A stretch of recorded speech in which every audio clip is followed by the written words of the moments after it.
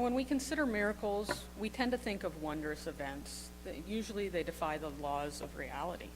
More often than not, these events are scenes from the Bible. We grew up knowing and hearing about the loaves and the fishes, walking on water, parting the seas. These types of events spark awe in many, but they also cause others to doubt, as they seem so improbable. In my research, I came across a gentleman by the name of Gary David Curry. He has been very kind to post his views of miracles on the internet. He says, throughout the Bible, there are miraculous acts. Jesus performed many of these, such as walking on water, feeding 5,000 people with only a few loaves of bread and fish, turning water into wine. Also, he arose from the dead.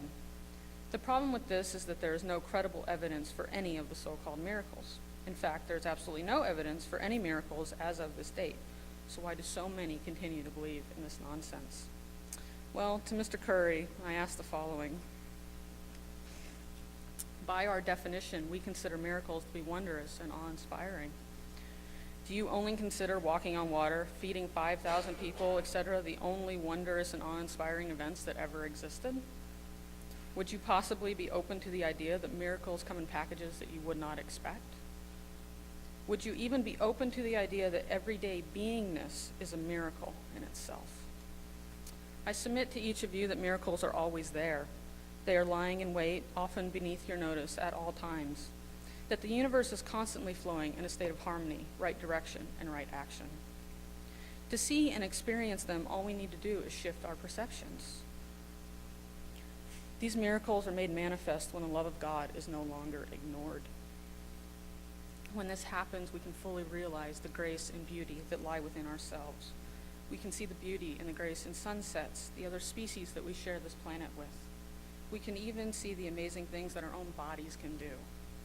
With this recognition, the true miracle comes in our appreciation of such things, as without this appreciation, we would not be open to be called forth to keep our eyes and our hearts open. For things and events that shake our worlds can even become miracles if we allow ourselves to see them as such.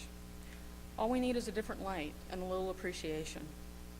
We can see that fertilizer really isn't pretty, but it gives us such beautiful things.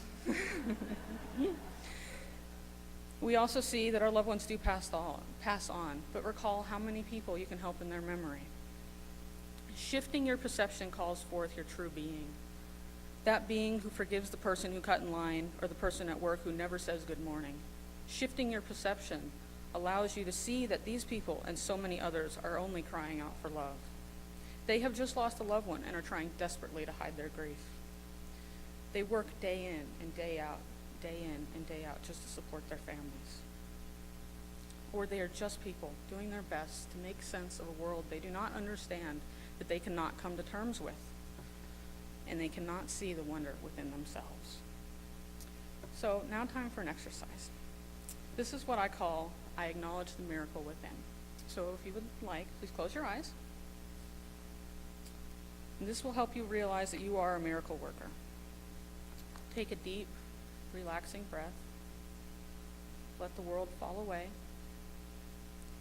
Focus on the energy that dwells within you. This is the energy that makes your heart beat. This is the one that responds to fuzzy kittens and warm sunlight. This is the energy that calls you to love those around you. Now ask yourself one thing that you are in awe of about yourself.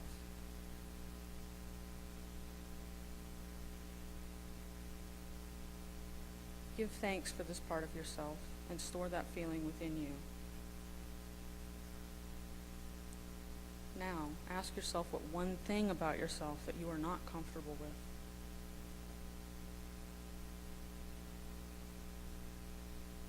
Now ask yourself, what does this one thing teach me?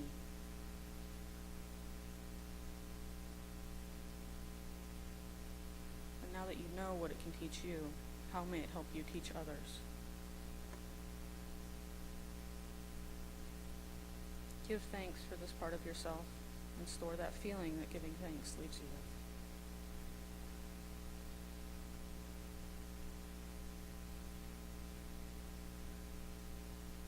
You may now open your eyes if you would like. You may not realize it, but you have done a very magnificent thing and very brave. You have looked within yourself. That takes a great amount of courage. And when you do that, you face yourself and you also face God. In finding the courage to be still, you have allowed the energy that is the core of your existence speak. Be still and know that I am is not only a call to quiet a rambling mind, it is an invitation to know God. It is a call to recognize the brilliance and magnificence of who we are, of what we are capable of. When we stop, when we are still, the blinders fall away. We finally have a moment to truly see the world.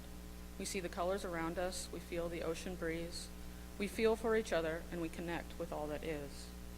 We are in harmony. Moreover, we are like candles. We shine with the light of who we truly are. I call you to be your light each day. Be as candles are. Do not think about how you will shine, and do not worry about how brightly you will shine. Just allow yourself to illuminate the world with miracles by just being you.